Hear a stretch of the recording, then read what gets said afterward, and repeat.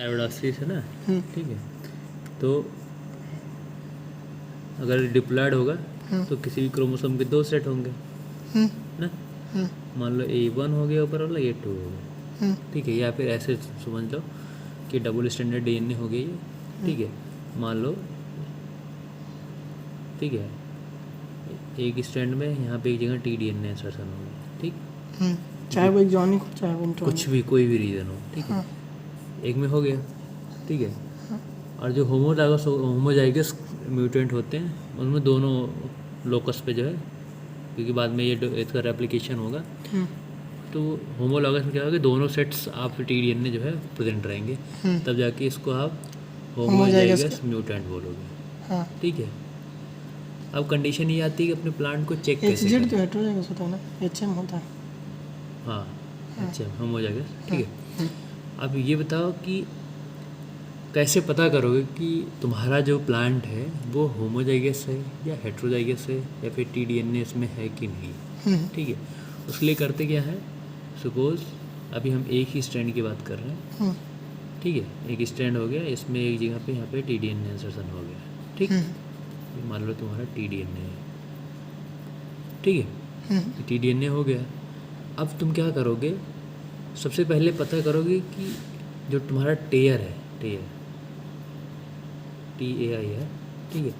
टेयर पे information available है कि जो तुम म्यूटेंट मंगा रहे हो उसमें TDNA इंसर्शन कहाँ पे है, ठीक है। उसका ओरिएंटेशन भी होगा, पता चलेगा कि वो इस ओरिएंटेशन में है, ठीक है, या फिर वो इस ओरिएंटेशन में है, ठीक है। ओरिएंटेशन का मतलब ये होता है कि लेफ़्ट बॉर्डर अगर ये इस ओरिएंटेशन की बात कर रहा है, मतलब लेफ़्ट बॉर्डर उसका इधर है और राइट बॉर्डर इधर है, ठीक है। अगर इस ओरिएंटेशन की बात कर रहा है, इसका मतलब है उसका राइट बॉर्डर इधर है और लेफ्ट बॉर्डर इधर है, ठीक, ठीक है। स्क्रीन करने के लिए क्या करते हैं, सबसे पहले हम एक प्राइमर डिज़ाइन करते हैं जो TDNA इंसर्शन पॉइंट के लेफ़्ट साइड हो और TDNA इंसर्शन पॉइंट के राइट साइड में हो, ठीक है। जब 2 प्राइमर तुम डिज़ाइन करोगे, ठीक है। अब क्योंकि DNA है, ठीक है, तो वो तो प्राइमर खुद डिजाइन करके दे देते हैं, जैसे हम 2 चीज़ें तुम खुद भी डिज़ाइन कर सकते हो, ठीक है। या फिर जो एक, अगर तुमने साल्क का म्यूटेंट मंगाया है तो तुम साल्क की आईडी पे साल की आईडी कॉपी करो और एक Salk TDNA primer designing tool है, ठीक है। तुम्हें कुछ नहीं करना होगा, साल्क आईडी को कॉपी करो, उस टूल में ले जाओ और उस टूल में पेस्ट कर दो। पेस्ट करके जैसे ही इंटर करोगे तो वो दो सेट ऑफ प्राइमर वो दे देगा, ठीक है। एक तो वो तरीका हो गया, लेकिन एक दूसरा तरीका हो गया कि तुम कैसे खुद बना सकते हो अपना प्राइमर। तो सबसे पहले तुम टेयर पे जाओगे, वहाँ पे इस TDNA की लोकेशन तुम लोकेट करोगे, वो एक दिन हम बताएंगे तुम्हें जब हमारे पास लैपटॉप ओपन होगा, ठीक है। फिर क्या होगा कि भाई अगर ये सिंगल स्टैंड की बात कर रहा हूँ मैं, ये डबल स्टैंड है, ठीक है। इसमें भी इसका TDNA का दूसरा स्टैंड दूसरे वाले स्टैंड में होगा, ठीक है। तो एक फॉरवर्ड तुम प्राइमर यहाँ से बनाओगे, ठीक है, एक रिवर्स प्राइमर नीचे वाले स्टैंड से बनाओगे, ठीक। अब देखो TDNA की साइज मोर देन 4 KB होती है, मोर देन 4 KB, ठीक है।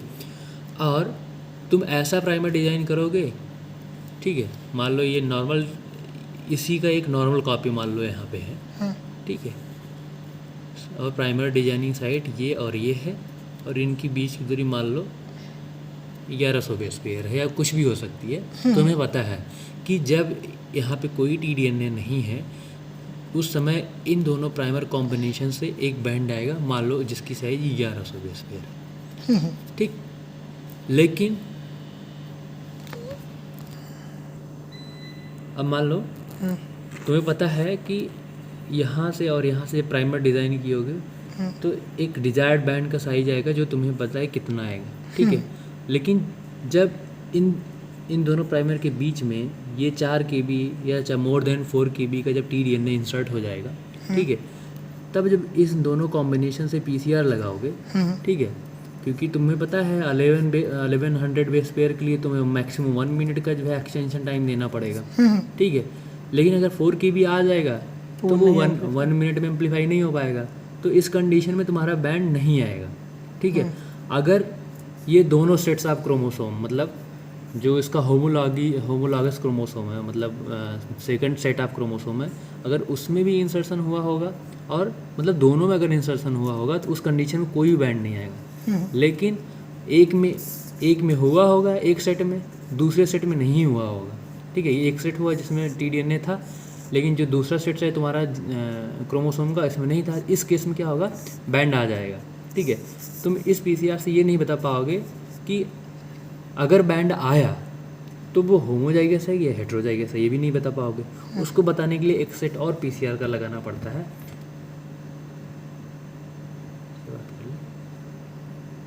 दूसरा क्या है कि तुमने म्यूटेंट मंगाया टेयर से, ठीक है, तुमने अपने फॉरवर्ड रिवर्स से प्राइमर से लगाया और उसमें बैंड आ गया। अब तुमको डाउट हो रहा है कि यार ये म्यूटेंट होगा है कि नहीं है, ये तो हमको लग रहा नहीं होगा, लेकिन नहीं हो सकता है वो हेटेरोजाइगस कंडीशन में हो, मतलब एक सेट में हो इंसर्शन, दूसरे सेट में नहीं हो।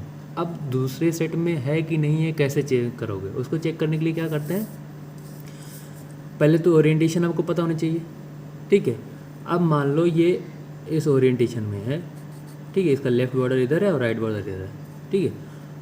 अब तुमने क्या किया कि टीडीएनए, ऑलरेडी एक टीडीएनए बॉर्डर का प्राइमर आता है। किसका? टीडीएनए बॉर्डर का प्राइमर आता है।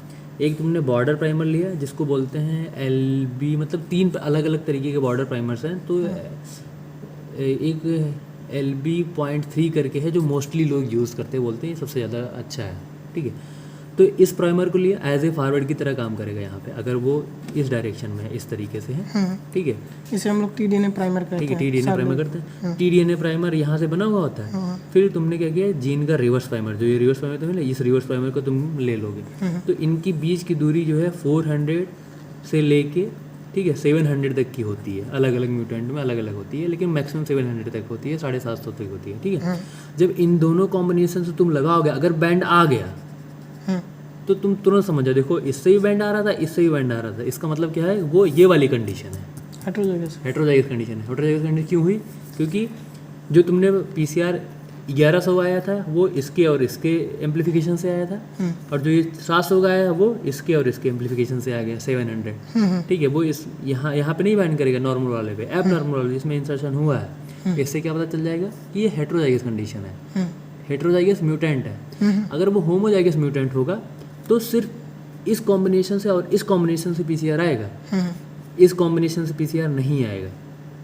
क्यों नहीं आएगा? क्योंकि अगर इसमें भी टीडीएनए इंसर्शन हो गया, यहाँ पे भी, मतलब सारे कॉपीज में टीडीएनए इंसर्शन है, तो जीन के फॉरवर्ड और जीन के रिवर्स से पीसीआर नहीं आएगा। लेफ्ट बॉर्डर प्लस जीन के रिवर्स से पीसीआर आएगा।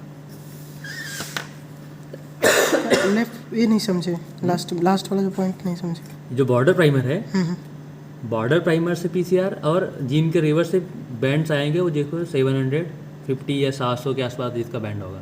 तो ये होमोजाइगस हो जाएगा। होमोजाइगस होगा, क्यों नहीं होगा बताओ? मतलब होमोजाइगस क्यों होगा? इससे बैंड नहीं आया, इससे ये पता चला कि इसमें भी इंसर्शन है, इसमें भी इंसर्शन है। अब इंसर्शन है कि नहीं है तुमने कंफर्म कर लिया बॉर्डर प्राइमर से और रिवर्स प्राइमर से। बॉर्डर प्राइमर से रिवर्स प्राइमर से तुम्हें 750 का बैंड आ रहा है, फॉरवर्ड रिवर्स से एक कुछ भी बैंड नहीं आ रहा है। इसका मतलब है कि इस साइड पे जो है इंसर्शन हुआ है टीडीएनए का, जिसकी वजह से नॉर्मल जीन रिवर्स फॉरवर्ड से नहीं आ रहा। लेकिन जैसे ही तुम टीडीएनए का जो बॉर्डर प्राइमर है, ये जिसको फ्लैंकिंग रीजन बोलते हैं ना, बॉर्डर प्राइमर है, और जीन के जो रिवर्स है उससे तुम पीसीआर लगा रहे हो तो बैंड आ रहा है, ठीक।